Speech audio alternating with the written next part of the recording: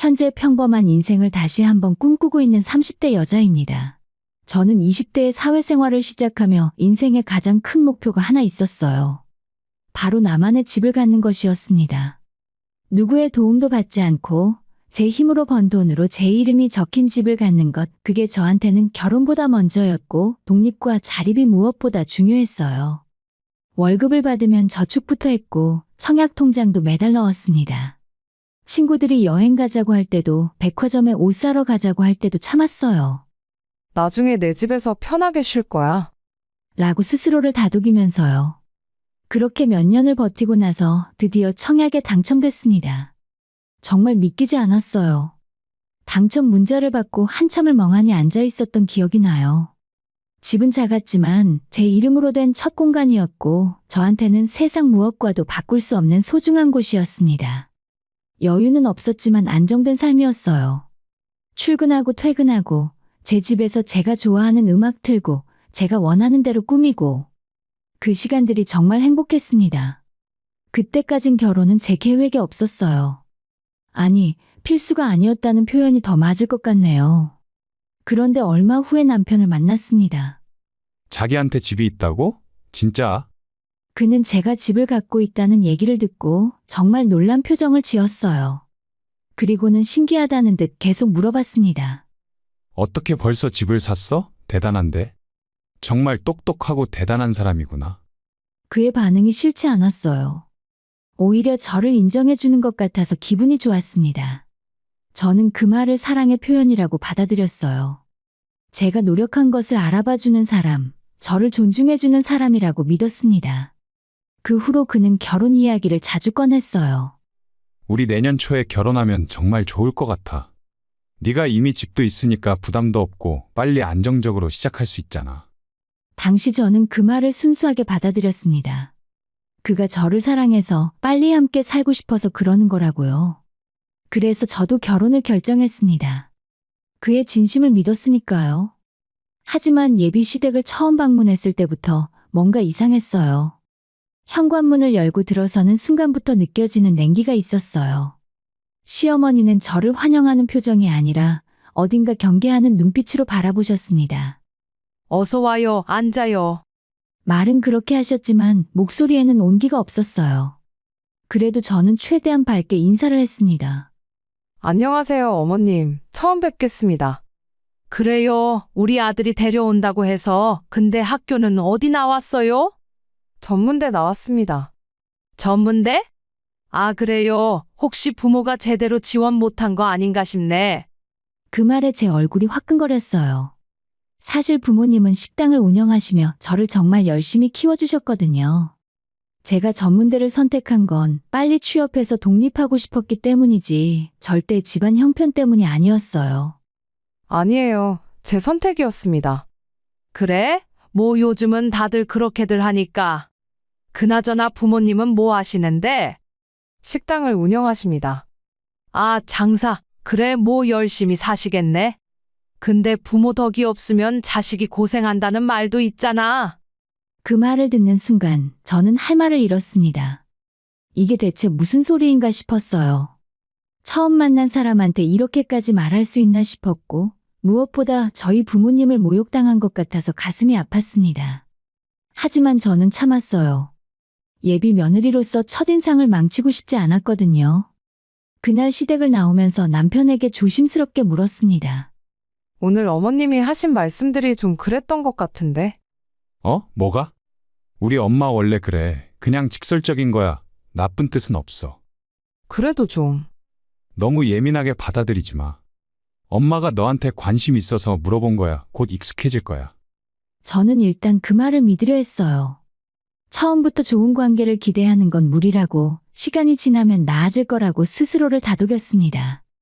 그래도 괜찮을 거라고, 사랑하는 사람과 함께라면 이겨낼 수 있을 거라고 믿었어요. 하지만 그때 저는 몰랐습니다. 이 불편한 시작이 앞으로의 결혼 생활에 얼마나 큰 영향을 미칠지, 그리고 이 작은 균열이 결국 제 인생을 완전히 뒤흔들 거대한 파열로 이어질 거라는 사실을요. 결혼을 결심하고 나서 저는 작은 설렘을 품고 있었어요. 제 집을 어떻게 신혼집으로 꾸밀지, 어떤 가구를 드릴지, 어떤 그릇과 이불을 고를지 그런 상상들이 즐거웠습니다. 결혼 준비가 힘들다는 말은 많이 들었지만 그래도 제 공간을 만드는 과정이니까 행복할 거라고 생각했어요. 하지만 현실은 달랐습니다. 결혼 준비는 제 뜻과는 전혀 상관없이 오로지 시어머니의 취향에 맞춰 흘러갔거든요. 혼수는 우리가 해줄게. 네가 집은 있다고 했으니까 살림은 우리가 책임지는 거야. 처음엔 마냥 고맙게 들렸어요. 부담을 덜어주신다는 의미로 받아들였습니다. 그런데 그게 아니었어요. 그건 주도권을 넘기라는 뜻이었습니다. 어느 날 시어머니와 함께 가구를 보러 갔고 저는 제가 좋아하는 스타일의 소파를 골랐습니다. 깔끔하고 심플한 디자인이었죠. 그런데 시어머니가 딱 보시더니 인상을 찌푸리셨어요. 이게 뭐야? 너 가구 보는 눈이 없구나. 이런 건 금방 질려. 어머님, 저는 이게 좋은데요. 아니야, 이건 안 돼. 이거 봐. 이게 훨씬 고급스럽고 오래 쓸 수 있어. 내가 20년 쓸 물건 골라줄게. 그렇게 시어머니가 고르신 소파가 저희 집으로 들어왔습니다. 제 취향과는 전혀 맞지 않는 무겁고 화려한 디자인이었어요. 식탁도 침대도 커튼도 마찬가지였습니다. 제가 뭘 고르면 그건 싸 보여. 그건 유행 지난 거야. 네가 뭘 알아? 라는 말만 돌아왔어요. 결국 신혼살림에 대한 제 로망은 하나도 반영되지 않았습니다. 결국 저는 남자친구에게 말했어요. 자기, 그래도 우리 집인데 내 의견도 좀 반영됐으면 좋겠어. 우리 엄마가 좋은 걸로 해주겠다는데 뭐가 문제야? 그게 아니라 나도 고르고 싶은 게 있단 말이야. 우리 엄마 성격 알잖아. 그냥 맞춰줘. 엄마는 너무 좋은 걸 해주고 싶은 마음이야. 악의는 없어. 남편은 중재는커녕 항상 저한테 이해하라고만 했어요. 그의 태도는 점점 무기력해 보였고 그 사이에서 저는 점점 지쳐갔습니다. 하지만 참았어요. 가족 간의 조화와 평화를 위해서라도 제가 양보해야 한다고 생각했거든요. 그런데 더 큰 문제가 생겼어요. 어느 날 친정 어머니한테서 전화가 왔습니다. 너희 시댁에서 혼수를 해주신다며? 그럼 우리도 가전제품 몇 가지라도 좀 더 좋은 걸로 준비해야겠네. 체면이 있어야지. 엄마, 괜찮아. 이미 다 준비됐어. 아니야. 너 시집 갈 때 빈손으로 보낼 순 없어. 냉장고랑 세탁기, 공기청정기 정도는 우리가 사줄게. 친정에서도 제 체면을 생각해 주셨던 거예요. 그래서 결국 부모님 돈으로 가전제품을 더 샀습니다. 그런데 그걸 어디에 뒀냐면 제 집이 아니라 시어머니 집이었어요. 어머님 댁 냉장고 오래되셨다면서요? 이거 쓰세요. 그래? 고맙네. 우리 며느리 효자네. 저는 그게 당연한 예의라고 생각했어요. 혼수를 챙겨주셨으니 친정에서도 뭔가 보답하는 게 맞다고 생각했습니다. 하지만 시어머니는 그런 제 배려를 전혀 고마워하지 않으셨어요. 오히려 그게 당연하다는 듯, 아니, 우리 아들이랑 결혼하는 며느리니까 그 정도는 해야 한다는 식으로 받아들이셨습니다. 그리고 너희 집이라는 표현 대신 항상 우리 아들 집이라고 하셨어요. 그리고 대망의 결혼 전날 시어머니가 제 집에 오셨어요. 내일 결혼인데 집 정리 좀 해놔야지. 내가 와서 정리해 줄게. 어머님, 괜찮습니다. 제가 이미 다 했어요. 아니야. 네가 한 거 보니까 엉망이더라. 내가 처음부터 다시 할게. 그렇게 시어머니는 제가 정리해 놓은 집을 다시 뒤엎으셨어요. 제 물건들을 이리저리 옮기시고 제 옷장 안까지 들여다보시며 이건 왜 여기 있어? 이건 버려야겠네. 라고 하셨습니다. 저는 영문을 몰라 어리둥절해하며 지켜보고 있었고 속으로는 이미 불편함이 쌓이고 있었습니다. 내 집인데 왜 내 마음대로 할 수 없을까? 왜 내 물건을 남이 함부로 만지는 걸까? 이 집은 분명 내 이름으로 된 내 집인데 왜 점점 내 공간이 아닌 것처럼 느껴질까? 신혼집은 점점 제 공간이 아니라 시어머니의 연장선처럼 느껴졌습니다. 결혼식을 앞두고 저는 거울을 보며 혼자 중얼거렸어요. 괜찮아. 결혼하면 달라질 거야. 지금은 준비 과정이니까 좀 예민한 거겠지. 하지만 마음 한편에서는 이미 알고 있었습니다. 이 결혼이 결코 순탄하지 않을 거라는 걸, 이 작은 신호들이 나중에 얼마나 큰 문제가 될지를요. 그래도 저는 믿고 싶었어요. 사랑하는 사람과 함께라면 이겨낼 수 있을 거라고. 결혼 후 신혼집은 저와 남편만의 공간이 되어야 했어요. 함께 아침을 먹고, 함께 TV를 보고, 함께 잠드는 평범하지만 소중한 일상. 그게 제가 결혼해서 기대했던 모습이었습니다. 하지만 현실은 전혀 달랐어요. 신혼여행을 마치고 돌아온 다음 날부터 시어머니는 아침 일찍 전화를 하셨습니다. 일어났니? 오늘 점심 뭐 먹을 거야? 내가 반찬 좀 갖다 줄게. 괜찮아요. 제가 준비할게요. 아니야. 어제 돌아와서 피곤할 텐데 요리할 시간 있겠어? 내가 갖다 줄게. 비밀번호 뭐야? 그렇게 얼떨결에 시어머니는 저희 집 비밀번호를 알게 되셨어요. 처음엔 가끔 반찬을 갖다 주시는 정도였습니다. 고마운 일이라고 생각했어요. 하지만 점점 방문 횟수가 늘어나기 시작했습니다. 그리고 어느 순간부터는 제가 집에 없을 때도 들어오기 시작하셨어요. 어느 날 퇴근해서 집에 왔는데 거실 소파 위치가 바뀌어 있었습니다. 이거 누가 옮긴 거지? 남편에게 물었더니 태연하게 대답하더라고요. 아, 엄마가 오셨어. 소파 위치가 동선에 안 좋다고 바꾸셨대. 그걸 왜 허락도 없이? 뭐 어때? 엄마가 더 좋게 해주신 건데. 남편의 반응에 저는 할 말을 잃었어요. 다음 날도 그 다음 날도 비슷한 일이 계속됐습니다. 제가 정리해놓은 주방 서랍이 뒤죽박죽 바뀌어 있고 제가 산 그릇들은 찬장 구석으로 밀려나 있었어요. 대신 시어머니가 사오신 그릇들이 제일 앞에 놓여 있었죠. 그리고 메모지가 하나 붙어 있었어요. 그릇은 이렇게 정리하는 거야? 자주 쓰는 것부터 앞에 놔야지. 살림을 어떻게 배웠니? 저는 그 메모지를 보며 눈물이 났습니다. 제 집인데 제가 제 방식대로 정리하면 안 되는 건가요? 왜 제가 없는 사이에 본인 집처럼 들어와서 이러는 걸까 싶었어요. 그날 저녁 남편에게 다시 말했어요. 이번엔 좀 더 단호하게 말이죠. 여보, 어머님이 우리 없을 때 집에 들어오시는 거 좀 말씀드려줘. 불편해. 엄마가 도와주려는 거잖아. 왜 그렇게 예민하게 받아들여? 예민한 게 아니라 내 공간인데 허락도 없이 들어오시는 게 불편하다고. 좀만 이해해줘. 우리 엄마는 아기가 없어. 그냥 우리 잘 살라고 그러시는 거야. 남편은 끝까지 시어머니 편만 들었어요. 저는 제 집에서조차 편안함을 느낄 수 없었습니다. 퇴근해서 집에 올 때마다 오늘은 또 뭐가 바뀌어 있을까 하는 불안감이 먼저 들었어요. 그러던 어느 날 친정어머니가 물려주신 그릇 세트가 사라졌습니다. 이거 어디 갔어? 분명 여기 있었는데.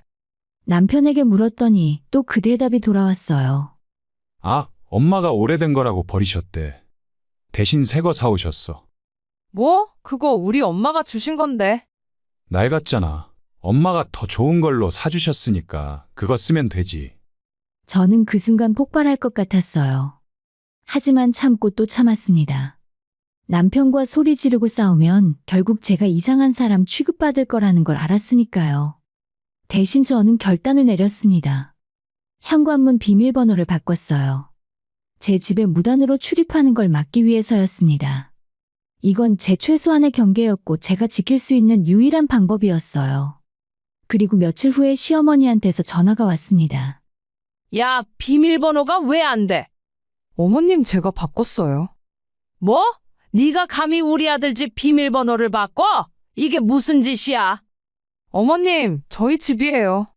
무단으로 들어오시는 건 불편합니다. 무단? 엄마가 아들 집에 가는데 무슨 무단이야? 당장 비밀번호 알려줘라. 죄송하지만 그건 안 됩니다. 전화를 끊고 나서 남편한테서 바로 연락이 왔어요. 야, 너 미쳤어? 왜 엄마 기분을 상하게 해? 나는 내 집에서 편하게 살고 싶을 뿐이야. 엄마가 얼마나 화나셨는지 알아? 당장 사과하고 비밀번호 알려드려. 아니, 그냥 내가 알려드려야겠다. 싫어. 절대로 안 돼. 너 지금 뭐 하는 거야? 가족끼리 이럴 거야? 남편은 끝까지 저를 탓했습니다.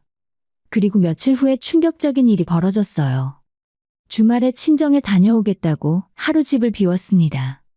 부모님 댁에서 편하게 쉬고 돌아와서 현관문을 열었는데 집안이 텅 비어 있었어요. 소파와 식탁, 냉장고, 세탁기와 TV, 거의 모든 가구와 가전이 사라졌습니다. 뭐야, 이게 대체? 급하게 남편한테 전화했어요. 여보, 집에 도둑 들었어. 가구가 다 없어졌어. 아, 그거 엄마가 가져가셨어. 뭐? 엄마가 사주신 거니까 가져가신 거야. 네가 비밀번호 바꿔서 기분 상하셨잖아. 그게 말이 돼? 이미 우리 집에 들인 물건인데. 엄마 돈으로 산 거니까 엄마 거지. 어쩔 수 없어. 저는 그 순간 모든 게 무너지는 걸 느꼈어요. 이건 무단 침입이고 절도나 다름없는 행동이었습니다. 그런데 남편은 그걸 방관했어요. 그날 밤 저는 텅 빈 거실 바닥에 앉아서 한참을 울었습니다. 그리고 깨달았습니다. 이 결혼은 지속할 수 없다고. 이 사람들과는 더 이상 함께 살 수 없다고요. 저는 그날 이혼을 결심했습니다. 이혼을 결심한 뒤 저는 처음으로 명확하게 생각할 수 있었어요. 더 이상 참지 않겠다. 더 이상 당하고만 있지 않겠다 결심을 하고 남편에게 전화했습니다. 우리 집 가구 언제 다시 갖다 넣을 거야? 그건 엄마가 결정하실 문제야. 무슨 소리야? 우리 집 물건이잖아. 엄마가 사준 거니까 엄마 거지. 네가 비밀번호 바꿔서 화나신 거잖아. 네가 먼저 사과해. 내가 왜 사과를 해? 내 집에 무단 출입한 건 어머님이잖아. 엄마는 우리 도와주려고 하신 건데 내가 너무 심하게 나간 거야. 당장 엄마한테 전화해서 사과해. 이 사람한테는 아무리 말해도 소용없다는 걸, 이 사람은 끝까지 저를 이해하지 못할 거라는 걸 깨닫고 그래서 저는 행동으로 보여주기로 했습니다. 다음 날 이삿짐 센터에 전화했어요. 시댁에 있는 제 물건들 좀 빼오고 싶은데요. 가능할까요? 네, 가능합니다. 언제 방문하시겠어요? 내일 오전에 갈게요. 빨리 처리하고 싶어서요. 저는 시어머니 댁에 제가 사드렸던 고가의 가전제품들을 떠올렸습니다. 냉장고와 세탁기, 공기청정기. 모두 제 돈으로 산 것들이었어요. 시어머니가 아침에 문화센터 가시는 시간을 계산해서 집에 안 계실 때를 노렸습니다. 다음 날 아침 이삿짐 센터 기사님들과 함께 시댁으로 갔어요. 남편에게 미리 말하지 않았습니다. 말하면 막을 게 뻔했으니까요. 초인종을 눌렀더니 역시나 아무도 없었어요. 기사님 빨리 옮겨주세요. 냉장고와 세탁기, 공기청정기, 제가 사드렸던 모든 가전을 다시 제 집으로 가져왔습니다. 그리고 동시에 제 집에서 남편의 짐도 정리했어요. 옷과 신발, 책과 개인 물건들을 하나하나 박스에 담아서 시댁 앞에 놓고 왔습니다. 집으로 돌아와서 남편에게 문자를 보냈어요. 이혼하자. 당신 짐은 시댁 앞에 놓고 왔어. 더 이상 연락하지 마. 그리고 전화를 꺼버렸습니다. 1시간쯤 지났을까요? 집 초인종이 미친 듯이 울렸어요. 인터폰 화면을 보니 시어머니였습니다. 얼굴이 새빨개져서 마치 미친 사람처럼 소리를 지르고 계셨어요. 야, 문 열어. 당장 문 열어. 저는 인터폰 버튼을 눌렀습니다. 무슨 일이세요? 무슨 일이냐고? 네가 우리 집 물건 훔쳐간 거 모르는 척이야. 당장 문 열어. 제 돈으로 산 제 물건을 가져온 것뿐이에요. 도둑질이야. 이건 경찰 부를 거야. 당장 문 열라고. 경찰 부르세요. 저도 신고할 게 있으니까요. 무단 침입, 절도죄로요. 뭐? 네가 지금 뭐라고 한 거야? 어머님이 제 집에 무단으로 들어와서 가구를 가져가신 것도 범죄예요. 증거 다 있습니다. 시어머니는 잠시 말문이 막혔다가 다시 소리를 질렀어요. 너 같은 전문대 나온 애는 원래 안 받으려고 했어. 그나마 집이라도 있어서 받아준 건데 이게 무슨 배은망덕이야? 그 말을 듣는 순간 저는 모든 게 명확해졌어요. 결국 처음부터 저는 사람이 아니라 집이었던 거죠. 제 인격과 노력, 제 감정은 중요하지 않았던 거예요. 받아주셨다고요? 제가 부탁한 적 없습니다. 그리고 지금부터는 남남이에요. 다시는 연락하지 마세요. 그 말을 마지막으로 인터폰을 끊었습니다. 하지만 이번에는 전화벨이 계속 울렸어요. 시어머니, 남편, 시댁 친척들 모두 제게 전화를 걸었지만 저는 받지 않았습니다. 그러다 결국 시어머니한테서 온 전화를 받았어요. 야, 너 지금 뭐 하는 거야? 우리 아들 인생 망치려고 그러냐? 어머님이 제 인생을 먼저 망치셨잖아요. 뭐? 우리가 언제 너 인생을 망쳤어? 오히려 우리가 너한테 얼마나 잘해줬는데? 잘해주셨다고요? 제 집에 무단으로 들어오고 제 물건을 버리고 제 의견은 무시하고 그게 잘해주신 거예요? 그건 다 너 잘 되라고 한 거야. 네가 살림을 너무 못해서 내가 도와준 거잖아. 도움은 상대방이 원할 때 하는 겁니다. 일방적으로 들이대는 건 침범이에요. 네가 지금 시어머니한테 말대꾸를 해. 너 교육을 어떻게 받은 거야? 역시 전문대 나온 애들은 달라. 부모가 제대로 못 가르쳤나 봐. 그 순간 지금까지 쌓였던 모든 분노가 폭발했습니다. 저기요, 다시는 저희 부모님 입에 올리지 마세요. 그리고 제 학력 가지고 무시하지 마세요. 저는 제 힘으로 집을 마련했고 제 인생 당당하게 살아왔어요. 어머님한테 무시당할 이유 없습니다. 뭐? 네가 지금 나한테? 이제 남남이에요. 이혼 서류 보낼 테니 서명하세요. 안 하시면 법적으로 진행할 겁니다. 전화를 끊었어요. 손이 떨렸지만 후회는 없었습니다. 저는 그동안 무시당하고 침범당하고 짓밟혔던 모든 시간에 대해 더 이상 참지 않기로 했어요. 이제는 제가 제 인생을 지킬 차례였습니다. 그리고 저는 이 싸움을 보다 확실하게 법적으로 해결하기로 마음먹었습니다. 다음 날 저는 변호사 사무실을 찾았어요. 안녕하세요. 이혼소송 상담 받고 싶어서 왔어요. 변호사님은 차분한 목소리로 물으셨어요. 어떤 상황이신가요? 저는 지금까지 있었던 일들을 하나하나 설명했습니다. 시어머니의 무단 출입, 물건을 임의로 치우고 버린 일, 제 집 가구를 빼간 일과 남편의 일관된 방관, 그리고 학력과 집 때문에 무시당했던 모든 순간들까지요. 변호사님은 메모를 하시다가 고개를 끄덕이셨어요. 혹시 증거 자료가 있으신가요? 네, 문자 메시지, 통화 녹음, 집 출입 기록 사진까지 다 있어요. 잘하셨네요. 이 정도면 충분히 소송 진행 가능합니다. 정신적 피해 보상과 위자료 청구도 함께 하시겠어요? 네, 제대로 끝내고 싶어요. 변호사님은 진지한 표정으로 말씀하셨어요. 상대방이 강하게 반발할 수 있습니다. 감정적으로 힘드실 수 있어요. 괜찮습니다. 이미 각오했어요. 저는 그날부터 본격적으로 소송 준비에 들어갔습니다. 시어머니가 집에 출입한 날짜와 시간, 무단으로 바꾼 물건들의 사진, 남편과 주고받은 문자, 시어머니와의 통화 녹음. 모든 걸 정리해서 변호사님께 제출했어요. 그리고 며칠 후에 남편에게 내용 증명과 정식 이혼소송 통지서가 발송되었습니다. 그걸 받은 남편한테서 바로 전화가 왔어요. 야, 너 진심이야? 진짜로 소송까지 할 거야?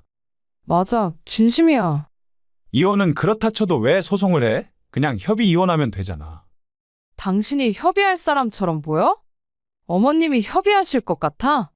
엄마는 상관없잖아. 우리 둘 문제인데. 우리 둘 문제가 아니었잖아. 처음부터 당신과 어머님 그리고 나, 이 셋의 문제였어. 그래도 이건 너무 심한 거 아니야? 법적으로 싸우겠다는 거잖아. 당신들이 먼저 내 삶을 법적으로 침범했잖아. 나는 그에 맞게 대응하는 것뿐이야. 남편과의 전화를 끊고 나서 시어머니한테서도 연락이 왔어요. 소송이라니? 이게 뭐야? 너 진짜 미쳤어? 저는 법대로 하는 겁니다. 법? 가족끼리 무슨 법이야? 당장 취하해. 안 됩니다. 이미 진행 중이에요. 너 이러다가 너만 손해야? 우리는 변호사도 좋은데 쓸 거고 너는 절대 우리를 이길 수 없어. 그건 법원에서 판단할 문제예요. 네가 후회할 거야? 우리한테 덤빈 걸. 저는 웃으며 대답했어요. 어머님이 먼저 후회하실 겁니다. 그리고 얼마 후에 첫 조정 기일이 잡혔습니다. 법원에서 남편과 시어머니를 마주쳤어요. 시어머니는 저를 보자마자 비웃듯이 말했습니다. 겨우 이런 걸로 소송을 해? 참 한심하네. 하지만 잠시 후 저희 측 변호사님이 제출한 자료들을 보고 나서 표정이 달라졌어요. 이게 뭐예요? 이 사진들은 어디서 난 거고 녹음은 또 뭐예요? 모두 사실 그대로입니다. 부인하실 건가요? 시어머니는 할 말을 잃었어요. 남편도 마찬가지로 본인의 대화 녹음을 듣고는 얼굴이 창백해졌어요. 이건 내가 그런 의도로 한 말이 아니었어. 의도가 중요한 게 아니에요. 결과가 중요하죠. 결국 조정은 결렬됐습니다. 시어머니가 끝까지 잘못을 인정하지 않으셨거든요. 그렇게 본격적인 소송이 시작됐어요. 법원은 제출된 증거들을 검토한 후에 시어머니의 무단 출입과 사적 공간 침해, 정신적 피해를 모두 인정했습니다. 그리고 길지 않은 시간에 판결이 나왔어요. 피고는 원고에게 정신적 피해 보상금 및 위자료를 지급할 것. 법정에서 판결문을 들었을 때 저는 눈물이 났어요. 억울했던 시간, 참았던 감정, 무시당했던 순간들이 모두 인정받은 기분이었습니다. 법정을 나오는데 남편이 제게 다가왔어요. 미안해. 내가 잘못했어. 처음부터 다시 시작할 수 없을까? 저는 고개를 저었습니다. 이미 늦었어. 기회는 이미 여러 번 있었잖아. 제발 한 번만 더. 당신은 그때마다 어머님 편을 들었어. 나를 이해하려고 하지 않았고 내가 하는 말을 듣지 않았어. 이제 와서 미안하다고 용서받을 수 있다고 생각해? 나도 엄마 사이에서 힘들었어. 그건 당신 문제야. 남편은 더 이상 아무런 말도 하지 못했습니다.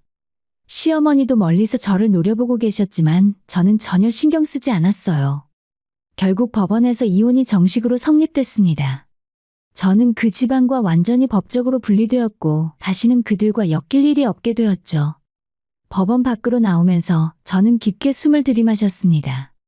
무거웠던 짐을 내려놓은 기분이었어요. 드디어 제 인생으로 돌아갈 수 있게 된 거죠. 힘들었지만 처음부터 법대로 끝을 낸 건 정말 잘한 선택이었습니다. 감정에 휘둘리지 않고 정당하게 제 권리를 찾았고 제가 받은 상처를 인정받았어요. 이혼 판결이 확정되고 한 달쯤 지났을 때 저는 제 집 거실 소파에 앉아서 창밖을 바라보고 있었어요. 예전 같았으면 이 시간에 시어머니한테서 전화가 왔을 거예요. 오늘 저녁 뭐 먹을 거야? 집 청소는 했어? 내가 반찬 갖다 줄게. 하지만 이제 그런 전화는 없었어요. 아무도 저를 간섭하지 않고 아무도 제 공간에 함부로 들어오지 않아요. 이 평온함이 처음엔 낯설었지만 이제는 익숙해졌습니다. 제 집에서 제가 원하는 대로 제 시간을 보낼 수 있다는 게 얼만큼이나 소중한지 다시 느끼고 있어요. 가끔 문득 결혼 생활이 떠오를 때가 있습니다. 그때 제가 왜 그렇게까지 참았을까, 왜 더 빨리 결단을 내리지 못했을까 후회할 때도 있어요. 하지만 분노는 사라졌고 오히려 후련함이 남았습니다.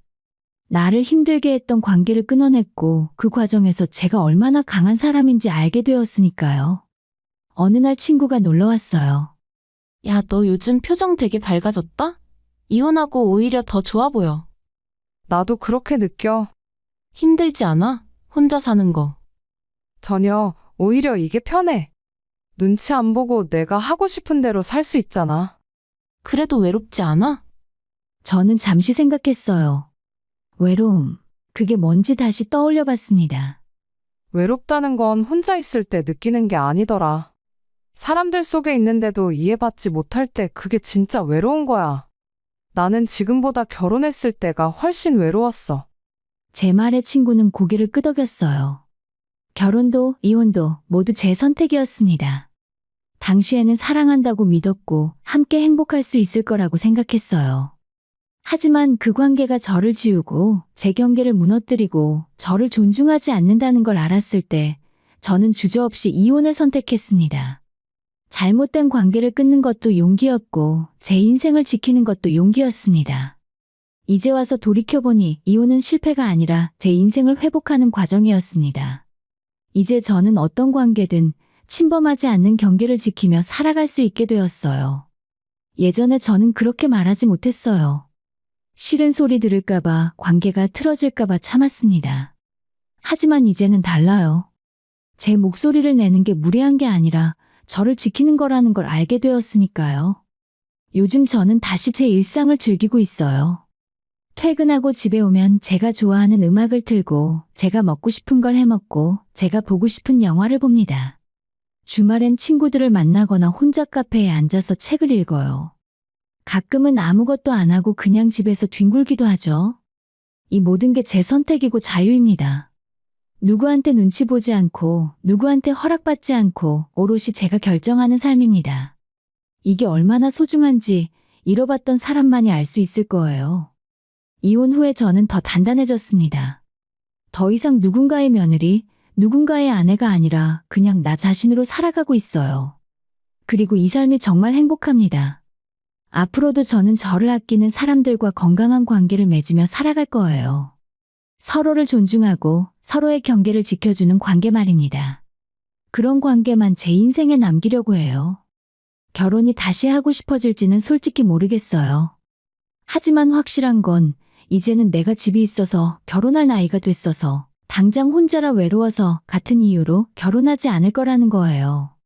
제가 진정으로 사랑하고 서로를 존중할 수 있는 사람을 만난다면 그때 다시 생각해 볼 겁니다. 이 이야기가 누군가에게 작은 용기가 되기를 바랍니다. 혼자여도 괜찮다는 것과 잘못된 관계를 끊는 것도 용기라는 것을요.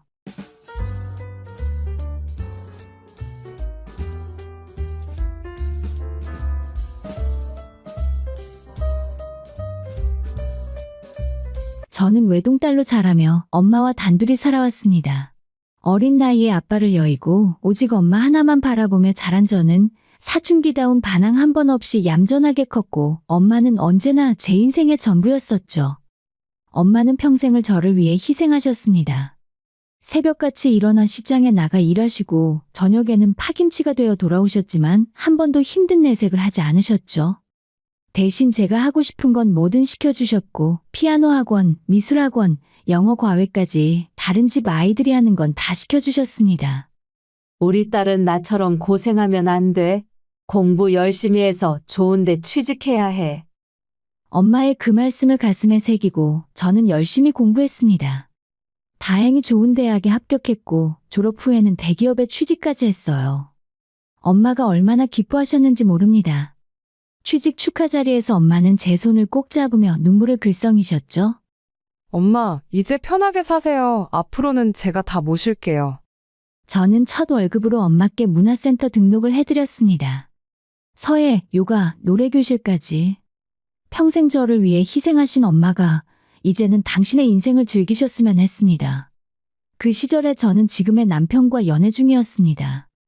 회사 선배의 소개로 만난 그는 말도 잘하고 사람을 기분 좋게 만드는 재주가 있었어요. 특히 저희 엄마에게 정말 잘했습니다. 장모님, 오늘 제가 삼겹살 사갈게요. 집에서 편하게 계세요. 장모님, 요즘 날씨가 추운데 이거 입으세요. 주말마다 엄마 댁에 함께 가서 집밥을 먹었고 그때마다 남편은 설거지를 자처했습니다. 엄마는 그런 그를 아들처럼 여기셨고 저 역시 이런 남자와 결혼한다면 평생 걱정 없겠다고 생각했습니다. 결혼식 날 엄마는 제 손을 잡고 말씀하셨습니다. 너 정말 좋은 사람 만났구나. 이제야 마음 놓겠다. 결혼 후에도 남편은 변함없이 다정했습니다. 평일에는 각자 일하느라 바빴지만 주말만 되면 어김없이 친정에 들렀어요. 엄마는 우리가 올 때마다 맛있는 음식을 준비해 기다리셨고 남편은 엄마가 해주신 음식을 맛있게 먹으며 칭찬을 아끼지 않았습니다. 장모님 손맛은 정말 최고예요. 정말 우리 엄마보다 나은 것 같아요. 그렇게 농담을 건네면 엄마는 호탕하게 웃으셨죠. 저는 그런 모습들이 너무 좋았습니다. 제가 사랑하는 두 사람이 서로를 아끼는 모습을 보는 게 행복했습니다. 엄마는 혼자 사시면서도 잘 지내셨어요. 문화센터에서 만난 친구들과 가끔 여행도 다녀오시고 취미 생활도 즐기셨습니다. 서예대회에 나가서 상도 타오셨죠. 저는 그런 엄마가 자랑스러웠고 앞으로도 오래오래 건강하게 지내시길 바랐습니다. 그러던 어느 봄날이었습니다. 엄마에게서 전화가 왔습니다. 요즘 자꾸 어지럽고 소화가 안 돼서 병원 좀 가보려고. 엄마, 제가 같이 갈게요. 언제 가실 거예요? 괜찮아. 혼자 갈 수 있어. 큰 병원 아니고 동네 병원이야.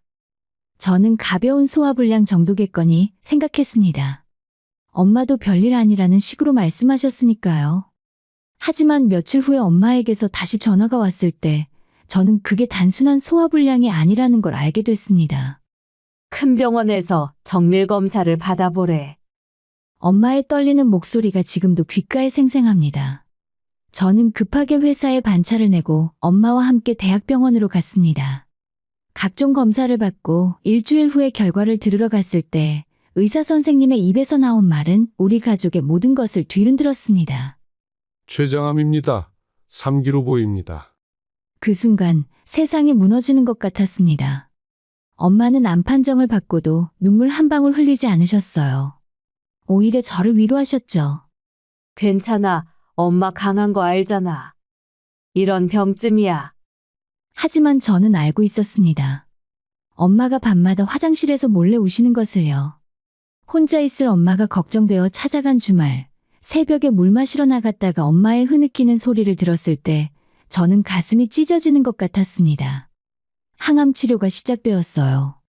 의사 선생님은 수술 전에 종양을 줄여야 한다며 강한 항암제를 처방하셨습니다. 첫 항암 치료 후 엄마는 사흘 동안 화장실을 떠나지 못하셨습니다. 토하고 또 토를 하셨습니다. 머리카락도 한 움큼씩 빠지기 시작했습니다. 엄마 괜찮으세요? 응, 괜찮아. 이것도 지나가겠지. 저는 직장을 다니면서 엄마를 간병했습니다. 회사 일을 마치면 곧장 엄마한테 달려가서 저녁을 챙겨드리고 주말에는 병원에 함께 있었어요. 다행히 이모와 간병인 선생님도 함께 도와주셨지만 그래도 제 마음은 늘 무거웠습니다. 그 시절 남편은 제게 든든한 조력자였습니다. 아니, 그렇게 보였어요. 엄마가 항암 치료를 시작한 첫 주에 남편은 전복과 흑염소 진행을 사왔습니다. 장모님, 이거 드시고 기운 차리세요. 제가 직접 고른 거예요. 괜찮은데 비쌌을 텐데. 장모님 건강이 더 중요하죠. 걱정 마세요. 남편은 병원에도 자주 찾아왔습니다. 저녁 퇴근 후에 병원에 들러서 엄마 손을 잡아드리고 농담도 건네며 분위기를 밝게 만들었어요. 때로는 혼자서 친정에 가서 엄마의 말벗이 되어드리기도 했습니다. 지영이는 회사 일로 바쁘니까 제가 자주 들를게요. 장모님 혼자 계시면 심심하시잖아요. 저는 그런 남편에게 감동했습니다. 밤에 집으로 돌아와 남편에게 말했습니다. 여보 정말 고마워. 당신 아니었으면 나 혼자 어떻게 했을지 몰라. 무슨 소리야? 우리 어머니인데 당연한 거지. 나도 친엄마처럼 생각하고 있어. 그 말을 듣고 저는 정말 좋은 사람과 결혼했구나 라고 생각했습니다. 엄마 역시 남편을 고마워하셨습니다. 너 정말 좋은 사람 만났다. 남편 복 있어? 항암 치료는 6차례나 이어졌습니다. 그 긴 시간 동안 엄마는 점점 야위어 가셨지만 의지만큼은 꺾이지 않으셨습니다. 그리고 마침내 수술 날짜가 잡혔습니다. 수술은 8시간이나 걸렸어요. 저는 수술실 밖에서 남편과 함께 기다렸습니다. 남편은 제 손을 꼭 잡아주며 말했습니다. 걱정 마. 우리 장모님 강하시잖아. 잘 이겨내실 거야. 다행히 수술은 성공적이었습니다. 의사 선생님은 종양을 깨끗이 제거했다고 하셨고 이제 회복만 남았다고 하셨어요. 엄마는 점차 회복되셨어요. 퇴원 후에 집에서 요양하시면서 조금씩 식사량도 늘어나고 살도 조금씩 찌기 시작하셨습니다. 저는 회사에 육아휴직 비슷한 제도를 신청해서 잠시 쉬면서 엄마 곁에 머물렀습니다. 중간에 선망 증상이 와서 엄마가 혼란스러워하시는 시기도 있었어요. 사물함 비밀번호를 잊어버리시고 인감도장을 어디 뒀는지 기억 못하시는 날도 있었습니다. 하지만 다행히 그것도 일시적인 증상이었고 이내 회복되시더라고요. 하지만 이상한 낌새는 바로 이때부터였습니다. 남편은 병문안을 올 때마다 이상한 말들을 슬쩍슬쩍 던지기 시작했습니다. 장모님 댁 근처에 아파트 새로 짓는다던데 집값 많이 올랐겠어요. 요즘 이 동네 시세가 얼마나 되는지 아세요? 엄청 올랐다던데. 혹시 집 팔 생각 있으세요? 팔면 돈 꽤 되실 텐데. 처음엔 그냥 호기심에서 하는 말인 줄 알았습니다. 동네 부동산 이야기 정도로 치부했죠. 하지만 그런 말들이 점점 자주 나오기 시작했습니다. 병문안 올 때마다, 주말에 들를 때마다 꼭 한 번씩은 집 이야기를 꺼내는 것 같았어요. 장모님 혼자 사시기엔 집이 너무 크지 않아요? 관리하기도 힘드실 텐데. 우리 집 근처에 작은 아파트 하나 구해드릴까요? 그게 더 편하실 것 같은데. 엄마는 그럴 때마다 손사래를 치셨습니다. 괜찮아. 나 여기 살던 집이 좋아. 추억도 많고. 하지만 남편은 포기하지 않았습니다. 저에게도 슬쩍슬쩍 말을 꺼내더라고요. 여보, 장모님 혼자 계시기엔 저 집이 너무 큰 것 같지 않아? 우리가 관리해드리기도 힘들고. 엄마가 살아계신데도 벌써부터 그 집을 팔 생각을 하는 남편에게 저는 점점 불편함을 느끼기 시작했습니다. 하지만 그때까지만 해도 저는 남편을 믿고 싶었습니다. 그냥 걱정해서 하는 말이겠지. 설마. 하지만 그 설마가 현실이 될 줄은 그때는 몰랐습니다. 시간이 지날수록 다 회복된 줄 알았던 엄마의 상태가 조금씩 나빠지기 시작했습니다. 퇴원 후에 얼마간은 괜찮으셨는데 갑자기 다시 기력이 떨어지시더니 결국 재입원을 하셨습니다. 의사 선생님은 전이 가능성을 언급하셨고 추가 검사가 필요하다고 하셨어요. 저는 다시 병원과 집을 오가는 생활이 시작되었습니다. 그런데 이상하게도 남편의 태도가 달라지기 시작했습니다. 예전처럼 자주 병문안을 오지도 않았고 올 때마다 꼭 집 이야기를 꺼냈습니다. 여보, 장모님 집 그냥 비워두는 것도 아깝지 않아? 관리비만 계속 나가잖아. 언제 퇴원하실지도 모르는데 집을 팔아서 병원비에 보태는 게 어때? 장모님 연세도 있으시고 솔직히 언제 돌아가실지 모르잖아. 미리 정리하는 게 낫지 않을까? 마지막 그 말을 듣는 순간 저는 소름이 돋았습니다. 엄마가 아직 살아계신데 벌써 돌아가신 것처럼 말하는 남편에게 저는 화를 냈습니다. 지금 무슨 소리 하는 거야? 엄마 아직 멀쩡히 살아계시는데. 아니, 나도 걱정되어서 하는 말이야. 현실적으로 생각해야지. 그게 현실적인 태도인가요? 저는 남편이 낯설게 느껴졌습니다. 그러던 어느 날 밤이었습니다. 남편이 씻는 사이 거실 소파에 놓인 남편의 핸드폰이 울렸습니다. 평소라면 그냥 지나쳤을 텐데 그날따라 화면에 뜬 메시지 미리 보기가 눈에 들어오더라고요. 그 집 이야기는 잘 진행되고 있어? 그 집? 무슨 집을 말하는 걸까요? 저는 본능적으로 뭔가 이상하다는 걸 느꼈습니다. 손이 떨렸지만 남편의 핸드폰을 집어들었어요. 비밀번호는 이미 알고 있었습니다. 저희 결혼기념일이었으니까요. 저는 자연스레 카카오톡을 열었습니다. 그리고 그곳에서 저는 제가 없는 단톡방을 발견했어요. 방 이름은 우리 가족이었습니다. 시어머니와 시아버지, 시누이, 그리고 남편. 저만 빠진 시댁 식구들의 단톡방이었습니다. 심장이 쿵쾅거렸습니다. 저는 떨리는 손으로 대화 내용을 위로 스크롤했습니다. 그리고 그곳에서 본 내용들은 저를 완전히 무너뜨렸습니다. 장모님 상태가 안 좋으신 것 같아요. 이번 달 넘기기 힘들 수도 있대요. 그럼 집은? 당연히 지영이가 상속받죠. 외동딸이니까. 그런데 우리가 잘하면 충분히 활용할 수 있어요. 무슨 소리야? 동생 내년에 결혼하잖아요. 신혼집이 필요한데 그 집 주면 되죠. 지영이한테 내 동생 신혼집으로 쓰게 해달라고 하면 그 성격에 거절 못할 거예요. 오빠 그게 가능해? 새언니가 그냥 줄까? 지금 장모님 일로 정신 없잖아. 그때 슬쩍 말하면 거절 못해. 게다가 나한테 미안해하고 있어. 내가 장모님 간병 많이 도와줬으니까. 저는 눈을 의심했습니다. 이게 정말 제 남편이 한 말인가요? 엄마가 돌아가시기도 전에 벌써 엄마의 집을 나눠 가질 생각을 하고 있다니. 더 스크롤을 내렸습니다. 대화는 계속 이어졌습니다. 그래도 그건 지영이 재산인데. 아니에요. 부부 재산이에요. 제 이름도 올릴 수 있어요. 그리고 그 집을 동생한테 주면 우리 집안 재산이 되는 거잖아요. 역시 우리 아들 똑똑하네. 그런데 지영이가 그냥 넘겨줄까? 장모님 돌아가시고 나면 당분간 엄청 힘들 거예요. 그때 내가 잘 위로해주고 동생 결혼 문제도 있고 하니까 집 좀 쓰자고 하면 거절 못할 겁니다. 오빠 천재다. 그럼 나는 신혼집 걱정 없겠네? 일단은 전세 개념으로 살게 하고 나중에 아예 명의 이전하는 걸로 하죠. 저는 핸드폰을 떨어뜨릴 뻔했습니다. 손이 너무 떨려서 제대로 잡을 수가 없었어요. 눈물까지 주르륵 흘러내렸습니다. 더 끔찍한 건 그 대화가 있던 날짜였어요. 엄마가 처음 암 진단을 받은 지 한 달도 안 됐을 때부터 시작된 것이었습니다. 그러니까 남편은 엄마가 암 판정을 받은 그 순간부터 이미 엄마의 집을 노리고 있었던 겁니다. 그동안의 모든 친절, 모든 간병, 모든 다정한 말들이 전부 계산된 연기였다는 사실이었습니다.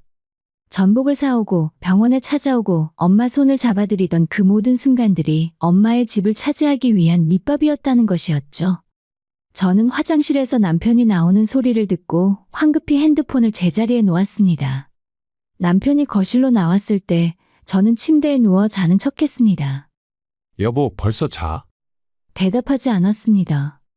대답할 수가 없었습니다. 목소리를 내면 울음이 터질 것 같았으니까요. 남편은 아무렇지도 않게 침대에 누웠어요. 그리고 곧 코를 골며 잠들었고 저는 그날 밤 한숨도 자지 못했습니다. 그동안의 모든 게 거짓이었구나. 엄마에게 잘해준 것도 나한테 잘해준 것도 전부 저 집 때문이었구나. 그 생각을 하니 속에서 뭔가가 치밀어 올랐습니다. 분노인지 배신감인지 역겨움인지 아니 그 모든 감정이 한꺼번에 몰려왔습니다. 저는 그날 밤 남편 옆에 누워 있으면서도 완전히 다른 사람 옆에 있는 것 같았어요. 이 사람이 누구인지 모르겠다는 생각이 들었습니다. 그리고 결심했어요. 이 모든 증거를 모아야겠다고. 절대로 이대로 당하지 않겠다고요. 엄마는 결국 그의 겨울을 넘기지 못하셨습니다. 재입원한 지 2달이 채 안 되어 돌아가셨죠. 마지막 순간 엄마는 제 손을 꼭 잡으시며 말씀하셨습니다. 엄마 먼저 가서 미안해. 행복하게 살아야 해. 엄마, 그런 말씀 하지 마세요. 조금만 더 힘내세요. 남편 잘 만났어. 고마운 사람이야. 엄마 대신 잘 챙겨줘. 그 말씀을 마지막으로 엄마는 눈을 감으셨습니다. 저는 엄마의 손을 놓지 못했어요. 아니, 놓고 싶지 않았습니다. 장례식장에는 많은 사람들이 찾아왔습니다. 엄마의 친구분들, 친척들, 제 회사 동료들, 모두들 엄마를 추억하며 눈물을 흘렸습니다. 그런데 이상한 점이 하나 있었는데 시댁 식구들의 태도였습니다. 장례식 첫날에 저는 상주로서 조문객들을 맞이하느라 정신이 하나도 없었어요. 그런데 어느 순간 시댁 식구들이 보이지 않았습니다. 1시간이 지나도 2시간이 지나도 돌아오지 않았죠. 저는 장례식장 안을 돌아다니며 그들을 찾았습니다. 그리고 뒷방에서 그들을 발견했을 때 저는 말문이 막혔어요. 시댁 식구들은 상복을 입은 채로 편의점 라면을 끓여 먹고 있었습니다. 그것도 웃으며 이야기를 나누면서요. 어머님 여기서 뭐 하세요? 아, 지영아, 배가 고파서 라면 좀 끓여 먹고 있어. 여기는 음식이 왜 이렇게 맛이 없니? 너도 좀 먹을래? 지금 엄마 장례식인데요? 알아. 그래도 사람이 배가 고프면 어떡해. 먹어야 힘이 나지. 저는 그 순간 눈물이 말랐습니다. 슬픔이 아니라 분노로요. 장례를 치르는 사흘 내내 시댁 식구들은 조문객 앞에서만 슬픈 척했습니다. 뒤에서는 언제 집 정리할 거냐, 유품은 어떻게 할 거냐는 이야기만 하고 있었어요. 특히 남편은 장례식 내내 제게 이상한 질문들을 했습니다. 여보, 장모님 인감도장 어디 있는지 알아? 그건 왜? 아니, 나중에 집 정리하려면 필요하잖아. 지금은 그런 생각 하기 싫어. 알았어. 그런데 혹시 통장이나 서류 같은 거 어디 있는지 확인했어? 저는 더 이상 대답하지 않았습니다. 남편의 그 집착이 점점 더 역겨워졌어요. 며칠 후에 장례를 모두 마치고 집으로 돌아왔습니다. 저희 집이 아닌 엄마의 집이었어요. 엄마가 계시던 방문을 열자 엄마의 냄새가 아직 남아 있었습니다. 침대에 앉아서 엄마를 생각하니 눈물이 쏟아질 것 같았어요. 그리고 문득 엄마의 마지막 모습들이 보고 싶어졌습니다. 엄마는 몇 년 전부터 혼자 계시면서 안전을 위해 집안에 CCTV를 설치하셨습니다. 거실과 엄마 방에 각각 하나씩. 저는 그 CCTV 앱을 제 핸드폰에도 연동해 놨었습니다. 저는 핸드폰으로 그동안 녹화된 영상을 확인하기 시작했어요. 엄마가 거실에서 TV를 보시는 모습, 방에서 책을 읽으시는 모습, 그런 평범한 일상들이 담겨 있었습니다. 그런데 날짜를 거슬러 올라가다가 저는 믿을 수 없는 장면을 보게 되었어요. 엄마가 재입원하시기 일주일 전쯤의 영상이었습니다. 남편이 혼자 엄마 집을 방문한 날이었죠. 그날 저는 회사 일이 있어서 함께 가지 못했고 남편이 혼자 엄마를 찾아뵙겠다고 했었어요. 영상 속에서 남편이 엄마 방으로 들어갔습니다. 그리고 얼마 후에 남편의 목소리가 들렸습니다. 하지만 그 목소리는 제가 아는 남편의 목소리가 아니었어요. 장모님, 인감도장 어디 있어요? 빨리 내놔요. 도장 어디 뒀더라? 기억이 안 나네. 기억이 안 나긴요. 어디 뒀는지 빨리 말해요. 남편의 목소리가 점점 거칠어졌습니다. 저는 화면에 귀를 집중하고 쳐다봤습니다. 아니, 정말 기억이 안 나는데 왜 그래? 장모님 지금 장난해요? 인감 도장 없으면 나중에 집 정리 못해요. 빨리 내놔요. 집 정리는 왜? 나 아직 살아있는데. 살아있긴요. 어차피 얼마 못 사시잖아요. 미리 준비해야죠. 저는 그 말을 듣는 순간 핸드폰을 떨어뜨릴 뻔했습니다. 손이 부들부들 떨렸어요. 영상은 계속 이어졌습니다. 도장 안 주면 어떻게 되는지 알아요? 지영이 엄청 힘들게 할 거예요. 나중에 유산 상속 문제로 소송 걸 수도 있고. 그게 무슨 소리야? 장모님이 협조 안 하시면 방법이 없죠. 그냥 도장만 주시면 되는데 왜 이렇게 힘들게 해요? 엄마는 혼란스러워 하셨습니다. 선망 증상 때문에 정신이 오락가락하시던 때였습니다. 도장 서랍에 있을 거야. 아니면 어디 있더라? 급기야 남편은 엄마 방을 뒤지기 시작했습니다. 서랍을 열고 옷장을 열고 책장을 뒤졌어요. 그리고 마침내 도장을 찾아냈습니다. 찾았다. 이거 제가 가지고 있을게요. 그건 중요한 건데. 괜찮아요. 제가 잘 보관할게요. 나중에 필요할 때 쓸 거니까. 그리고 남편은 주머니에서 서류 한 장을 꺼냈습니다. 저는 화면을 확대해서 봤습니다. 자세한 내용은 파악하지 못했지만 맨 위에 있는 커다란 제목은 위임장이었습니다. 장모님, 여기 도장만 찍어주세요. 이게 뭔데? 아무것도 아니에요. 그냥 나중에 집 관리하는데 필요한 서류예요. 도장만 찍으시면 돼요. 엄마는 혼란스러워 하시면서도 남편의 말을 따르려고 하셨습니다. 하지만 그 순간 엄마는 갑자기 정신이 든 듯 말씀하셨습니다. 안 돼. 이건 지영이한테 물어봐야 해. 장모님, 지영이는 바빠요. 이런 거 일일이 물어보면 귀찮아해요. 그냥 제가 알아서 할게요. 안 돼. 이건 중요한 거잖아. 남편의 얼굴이 일그러졌고 목소리가 차갑게 변했습니다. 장모님, 지금 저한테 협조 안 하시는 거예요? 제가 그동안 장모님을 얼마나 잘 모셨는데 은혜를 원수로 갚으시네요. 저는 더 이상 영상을 볼 수가 없었습니다. 핸드폰을 내려놓고 바닥에 주저앉아 버렸죠. 이 사람이 제 남편이었다는 게 믿기지 않았습니다. 엄마에게 그렇게 다정했던 사람이 뒤에서는 이런 짓을 하고 있었다니. 저는 증거를 확보하기 위해 영상을 모두 저장했습니다. 그리고 다른 날짜의 영상들도 확인했어요. 남편이 혼자 방문한 날들의 영상을 모두 봤습니다. 그곳에는 매번 비슷한 장면들이 반복되고 있었습니다. 도장을 요구하고 위임장에 서명하라고 강요하고 엄마를 협박하는 남편의 모습이요. 저는 결심했습니다.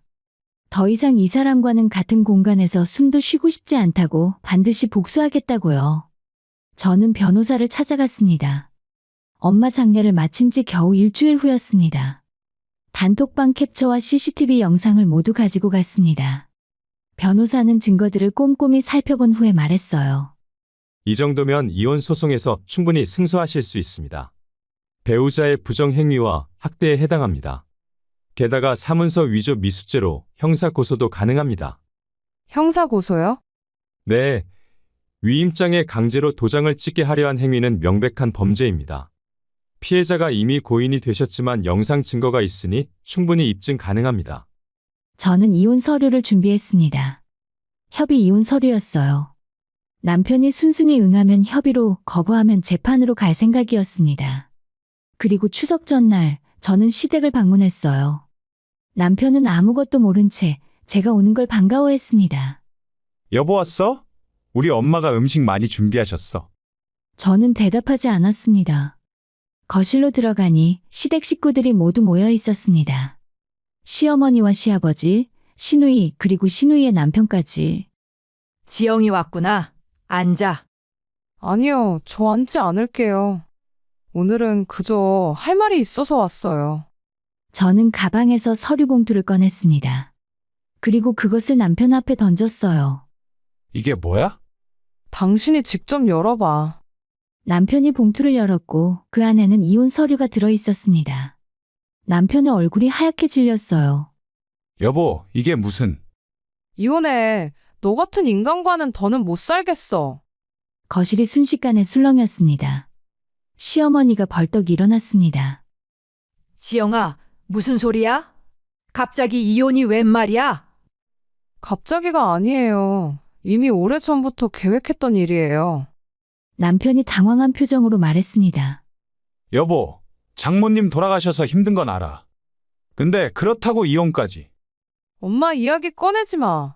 네가 엄마한테 뭘 했는지 내가 다 알아. 뭘 안다는 거야? 저는 핸드폰을 꺼내서 단톡방 캡처 화면을 보여줬습니다. 이거 너희 식구들끼리 단톡방 만들어서 엄마 집 어떻게 빼앗을지 계획한 거 다 봤어. 시댁 식구들의 얼굴이 일제히 굳어졌습니다. 시아버지가 고개를 돌리며 헛기침을 했습니다. 그건 그냥 가벼운 농담이었어. 농담? 이게 농담으로 보여요? 저는 캡처 화면들을 하나하나 읽어나갔습니다. 엄마가 돌아가시면 집을 시누이 신혼집으로 주자던 말, 제 이름으로 된 집에 남편 이름도 올릴 수 있다던 말, 엄마가 힘들어하실 때 도장을 받아내자던 말까지. 시누이가 나서서 변명했습니다. 언니, 그건 오빠가 한 말이지 우리가 한 말은 아니잖아요. 그래, 그럼 왜 너는 오빠한테 천재라고 했어? 왜 같이 계획에 동참했냐고. 시누이는 할 말을 잃었습니다. 그때 시누이의 남편도 못 참고 나섰습니다. 형님, 그 집 우리가 신혼집으로 쓰기로 한 거 아니었어요? 그 말에 남편이 당황하며 손사래를 쳤어요. 아니, 그건 그냥 그렇게 될 수도 있다고 한 거지 확정은 아니었어. 뭐? 형님이 분명히 우리 줄 수 있다고 했잖아요. 갑자기 자기들끼리 싸우기 시작했어요. 시누이의 남편은 신혼집을 확정으로 알고 있었고 제 남편은 그저 그럴 수도 있다는 가능성만 이야기했다고 했습니다. 두 사람은 점점 목소리를 높이더니 급기야 서로 멱살을 잡았습니다. 형님이 거짓말한 거잖아요. 야, 너 지금 뭐 하는 거야? 시어머니가 말렸지만 소용없었습니다. 두 남자는 거실 바닥을 뒹굴며 싸웠습니다. 저는 그 꼴을 보며 허탈하게 웃었어요. 엄마가 돌아가신 지 얼마나 됐다고 엄마 집을 두고 저렇게 싸우고 있는 걸까요? 싸움이 겨우 진정되고 나서 시어머니가 말했습니다. 지영아, 내 말 좀 들어봐. 차라리 그 집을 팔아서 돈으로 나눠주면 안 되겠니? 그래야 가족들이 화목하게 지낼 수 있잖아. 저는 귀를 의심했습니다. 제가 미쳤어요? 우리 엄마 유산을 왜 당신들한테 나눠줘요? 우리도 가족이잖아. 네 남편은 내 아들이고. 가족이 이래요?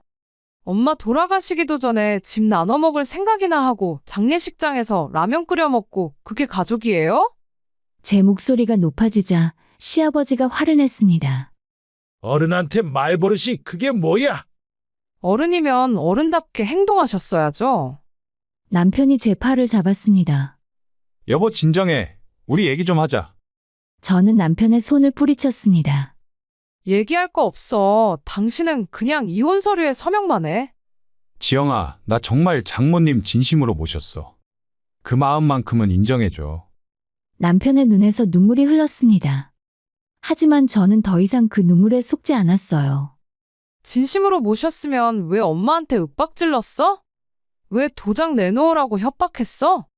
뭐? 나 그런 적 없는데. 거짓말하지 마. 다 봤어. 뭘 봤다는 거야? 저는 핸드폰에서 CCTV 영상을 재생했습니다. 남편이 엄마 방에서 도장을 요구하고 위임장을 내밀고 엄마를 협박하는 장면이 그대로 나와 있었어요. 남편의 얼굴이 이번에는 파랗게 질렸습니다. 이걸 어디서? 엄마 집에 옛날부터 CCTV 있었어. 네가 몰랐을 뿐이지. 이건 오해야. 나는 그냥... 뭐가 오해야? 네 목소리, 네 모습 다 나왔는데. 남편은 할 말을 잃었습니다. 너무나도 명백한 증거에 시댁 식구들도 모두 침묵했습니다. 저는 이혼 서류를 다시 남편 앞에 내밀었습니다. 일주일 안에 서명해서 보내. 안 그러면 재판으로 갈 거야. 그리고 그때는 이 영상을 증거로 형사 고소도 할 거야. 형사고소. 당연하지. 네가 한 짓은 사문서 위조 미수야. 범죄라고. 남편의 입술이 파르르 떨렸습니다. 저는 더 이상 그곳에 있고 싶지 않았어요. 가방을 들고 현관으로 향했습니다. 지영아, 남편이 뒤쫓아왔지만 저는 뒤돌아보지 않았어요. 그리고 현관문을 박차고 나왔습니다. 그날 밤 남편에게서 수십 통의 전화와 문자가 왔지만 저는 모두 무시했어요. 더 이상 그 사람의 목소리를 듣고 싶지 않았고 얼굴도 보고 싶지 않았습니다. 저는 정말 사랑했던 사람에게 최악의 배신을 당했어요. 그리고 그건 절대로 용서할 수 없는 일이었습니다. 남편은 일주일이 지나도 이혼 서류에 서명하지 않았고 저는 예상했던 대로 재판 이혼을 신청했습니다. 저희 측 변호사는 승소를 확신했어요. CCTV 영상, 단톡방 캡처, 그리고 남편의 부당한 재산 요구까지 모든 증거가 완벽했습니다. 하지만 재판 과정에서 남편 측 변호사는 어이없는 주장을 하더라고요. 원고의 남편은 장모님을 헌신적으로 간병했습니다. 그 기여도를 인정해야 합니다.